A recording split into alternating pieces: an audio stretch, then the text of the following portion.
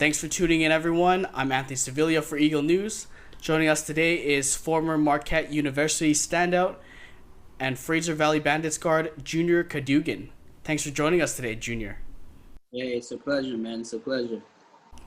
First of all, how are you doing and what have you been up to in order to keep yourself busy during these times? Uh, Pretty much just being a dad, spending time with my family, and then, Coach Julius got a game plan for me and my team, and I just been following the game plan, just working hard, and just building up my strength to go back on the court.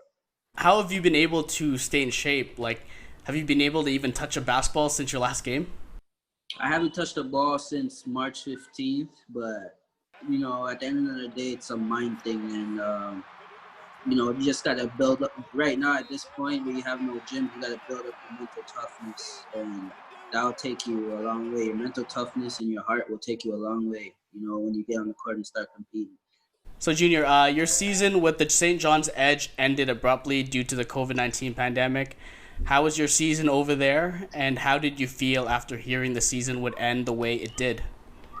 I mean, when we first started, it was a bunch of young guys with, less experience, but it was some hardworking young guys.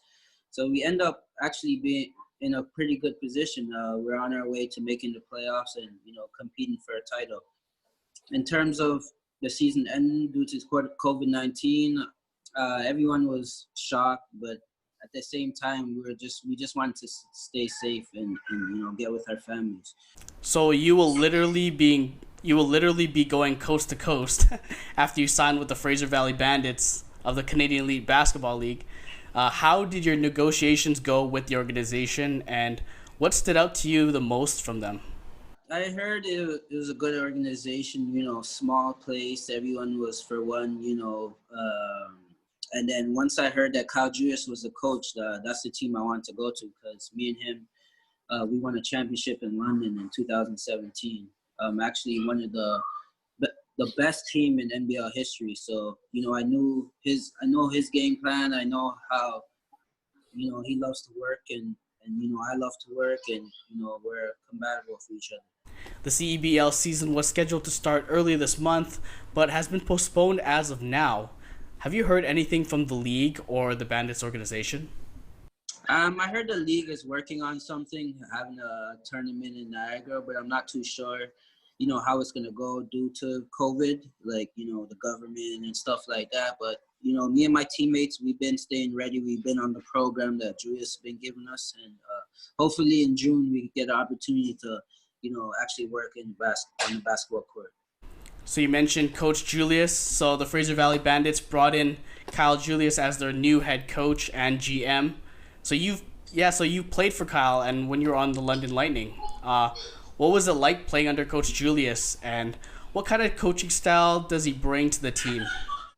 Coach Julius, he's a good coach. He's real consistent, and it's basic. Like if you wanna put in the work to get better every day, and if you wanna watch film and do the things as a professional basketball player, he's on top of it, man. He doesn't miss a day. And if it's film, if it's yoga, if it's extra shooting, whatever, man, he's a hardworking guy, and I could play for a guy like that, because I know at the end of the day he's putting in work too, right? So the 2020 training camp roster was unveiled, and it's an almost completely different team from last season. How much do you know about this group of guys, and what are you looking forward to when you get back on the court with these guys? We've been involved with each other for almost, I think a month now. So, some of the guys are from Ontario, so I know them. But at the end of the day, I got trust for them already, because, everyone's been following the program, what Julius put in front of us. Everyone's locked in. So I don't think I'll have any problems with these guys. They're good, hardworking guys that I know for so far. Is there anyone in particular you're looking forward to playing with? Oh, Kyle Johnson is my shooter. We played for Kyle too in London when we won the championship. I usually play summer ball with Kyle, so I know how to find him. I know how to play with him. I know his hot spots, so it's gonna be fun, man. So before you got the chance to represent Canada at the FIBA AmeriCup and the Pan Am Games, How much of an honor is it every time you get to wear Canada across your chest?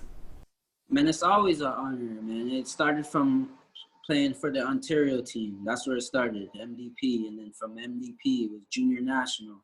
From junior national, it was the senior team. So, I've been through it. I've been through it all, man. And every time I put on the jersey, I'm representing the country, and letting, other people know that, Canada had ballers, So, like, me coming up those times, playing junior national and stuff, like, people used to laugh at us, but now look, we're like, I say we're top 10. We're top 10 in the country, but we just haven't, got the opportunity and right time to, really show it. Hey, what has been your fondest memory playing for the national team? My best memory was, playing the Pan Am games in front of my family, in front of my friends and everybody in Toronto, and, having a big part of us, winning that silver medal, man. That was my highlight of playing Canada basketball for sure. So speaking of Canada basketball, it was announced that Steve Nash will be inducted into the Canadian Sports Hall of Fame. Nash was the GM of Canada basketball when you were on the team. So how was your experience training with him? And how much influence has he been to you as a basketball player on and even off the court?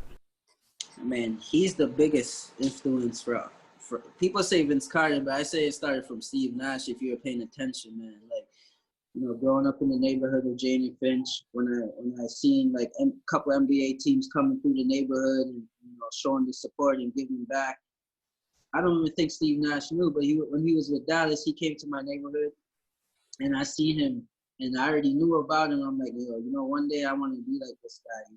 I just want to play at the highest level.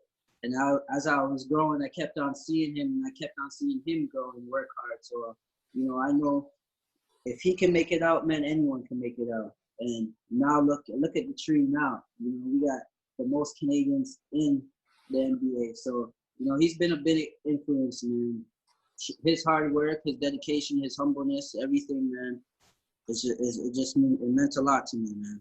It pushed me to, get out of Canada and, go Division I and play professional ball, man. It's big. And for me to train with him and see how he works and see how he focuses on the little details and the little things, man, that's why he's great. Has Steve given you any advice in the past that has stuck with you ever since?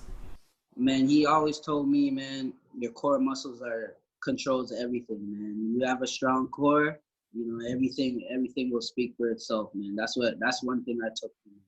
All right, so once again, thank you so much, Junior, for talking to us today, and we're all excited to see you back on the hardwood. Man, thank you. It's a pleasure. That was Canadian basketball player Junior Cadougan from the Fraser Valley Bandits of the Canadian Elite Basketball League. In Vancouver, Anthony Sevilla, Eagle News. We live in interesting times.